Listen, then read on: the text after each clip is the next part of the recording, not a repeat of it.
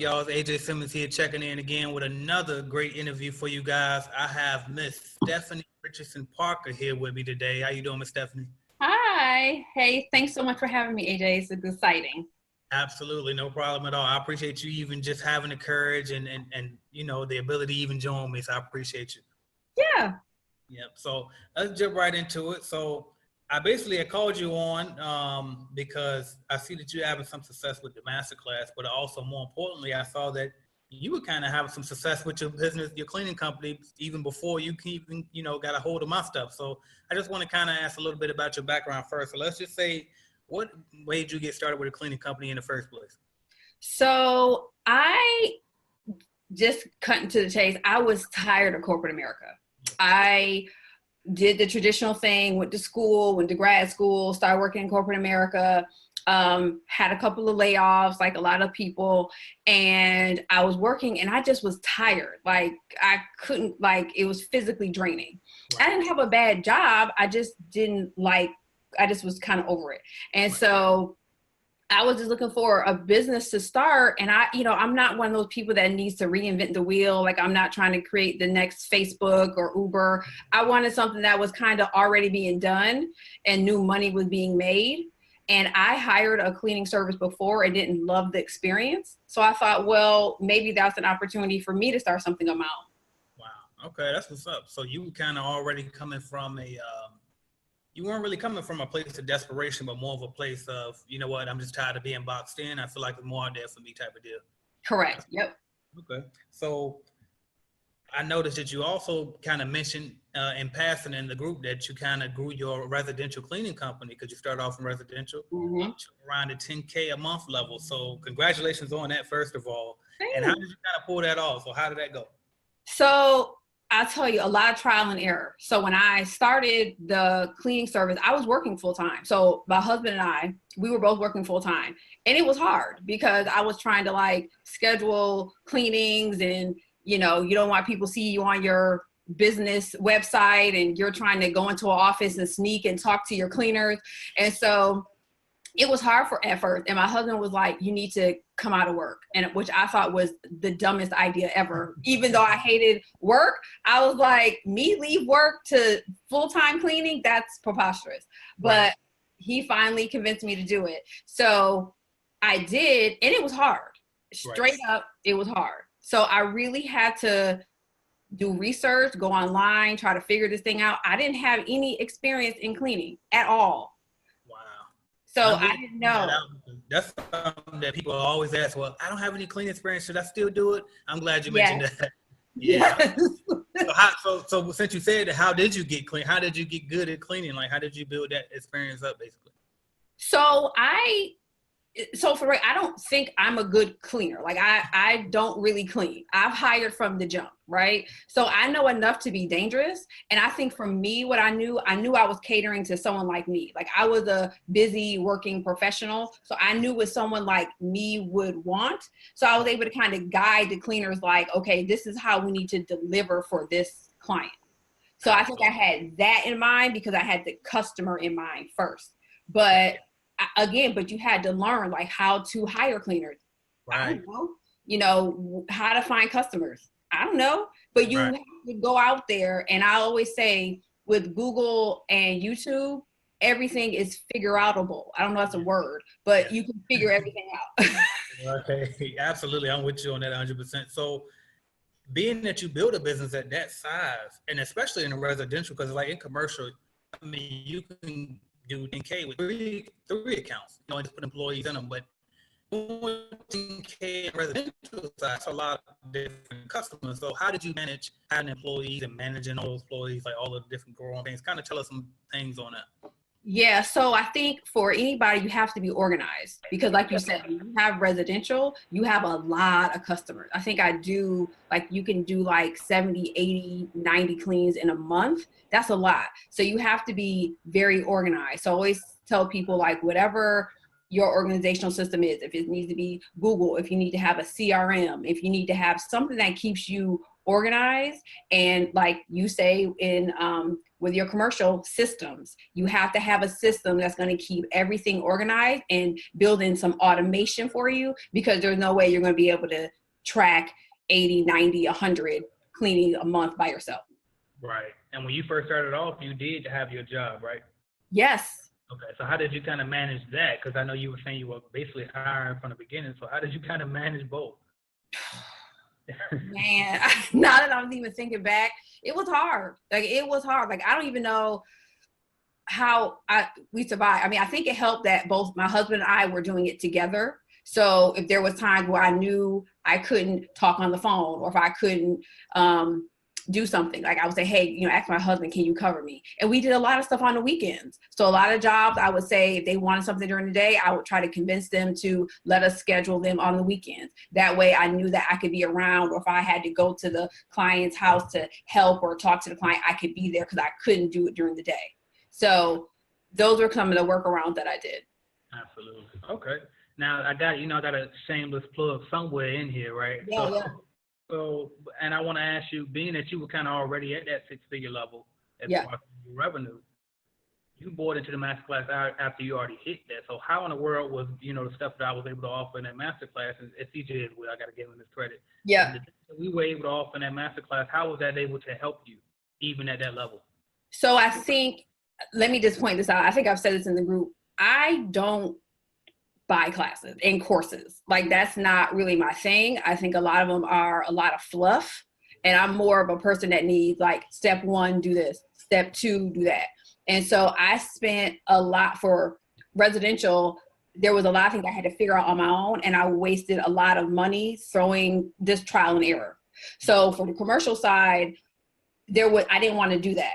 So I felt like if I can find a course that I felt that could say step by step, this is what you do, then I would think it was worth the investment. And it was. And so I had been following you for a while on YouTube. And I think we were talking earlier, I hit you up and chatted with you before I bought the course. I had some questions. Right.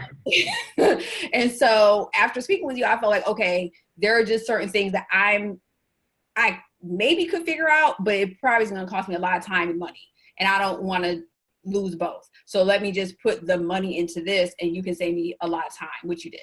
Right. Appreciate that. And that's too, because I'm like you too. Like, I didn't come out and say it in the group when you said that, but really I'm with you 100% because I don't buy courses either. Like, most of them, they just like, it's basically the person selling is just trying to get rich, and they really ain't offering them real value. That's why you see I try to go the extra mile. It's like, if y'all need cold callers, come through me. You know what I mean? I got some callers for you. You know what I mean? Even with the starter kit, it's not just a course, it's equipment too, and I'm how people work and setting up appointments for you. So I'm with you 100% on that, and I appreciate you, with your honesty on that. Now let me ask you this, because something that I don't speak on enough about is, my previous experiences that helped me with my cleaning company. Like, for example, I'm very good, basically like being tech savvy, you know what I mean? And I'm also good with written communication. So when it comes to email and the clients and all of that, I got an advantage. So what are some things that you kind of bring, especially with your corporate America background? Like, what are some things you kind of already brought to the table that helped you? Yeah. So when I was working in corporate America, I was working on a lot of digital products. So I was very familiar with the digital space, and I was very well-versed in analytics and how to read analytics. So that part wasn't confusing to me. Like, I had to just figure out how to apply that to cleaning. But I kind of already had that down. So that helped. Same thing with email communication. I had to do that a lot in my previous job as well. So that helped as well. And just being able to communicate to clients in a way that was professional, that really helped. And I think as far as residential, that was such a huge gap. A lot of the cleaning services, they're not tech savvy. And we kind of live in this Uber society where people just want to go online or go on their phone and make an appointment or order some food, and it comes and you're not talking to a whole lot of people. So I set up my cleaning service to run in the same way. A lot of my customers I've never seen or spoke to. I only communicate with them like via text sometimes, and I charge their credit card every time. And that's how they like it. And so that's the kind of technology that I knew that was missing, and that I knew that I can integrate into the cleaning service. You're a monster for that. You haven't even seen them? Like, that's crazy. Or spoke to them. Just everything. That's what's up, man. That's huge. Yeah. Okay, so let me see. I done lost my questions now. You blew me away with that one. Right. Okay, so usually people ask this type of question at the end of the interview, but I'm going to ask it now because we still got some value to add out there, and I want to make sure they get this information and don't click off. So if somebody wanted to, like, follow your journey or even try to seek out you for mentorship or anything, how would they get in contact with you? So I'm on the group. So I try to comment and respond to a lot of people on the group when I can. So if you guys are in the group, just, send me a message or just, send me a message on Facebook. I had a couple people who have sent me a few messages on Facebook and I've, responded, and I think I've been pretty helpful. Okay. All right. And then you said the group you're talking about, Clean Biz Network? Yes. All right. She said join Clean Biz Network, y'all. Yes, join the Clean Biz Network. Yes. Right. Also, for anyone who's listening that's like on the fence about getting started with a cleaning company, like what type of advice that you would give to them? Because we got a lot of procrastinators, a lot of people like on the fence, they're scared to spend their last dime, those type of things. What would you say to them? I mean, I know this is something that everybody says, and I'm just trying to think, what could somebody have told me? I mean, I don't know. You really just have to start. I know everyone says that. And I know, like, if somebody would have told me this a few years ago, I was like, oh, that's easier said than done. And I guess it is, but that's really the only thing you can do. And like, if you are working, maybe just get your feet wet and just do maybe 1 or 2 clients while you still have a job. And then maybe that can ease your way into it. Like maybe you're not the one that's going to quit your job and then do the cleaning service full time right off the bat. Maybe that's not everyone's journey, but at least do something. Start somewhere. You have to get the ball rolling, or you're just going to be sitting on the sideline watching AJ videos for the next year, wishing and hoping. Yeah, that's facts. I've seen it time and time again, man. Yeah. Okay, and then the next question was supposedly, what about the people who don't have any cleaning experience? But you kind of already went there. It's like no excuses, right? No excuse. Like you can hire people for everything. And it's like people don't have experience in every single thing that they start. Like they just don't. Like I know someone said, I read somewhere, I heard somewhere, it was like the person who made dog food. Like, do you think they had like experience eating dog food? Probably not, but it's like they knew there was a need and they just figured out how to deliver.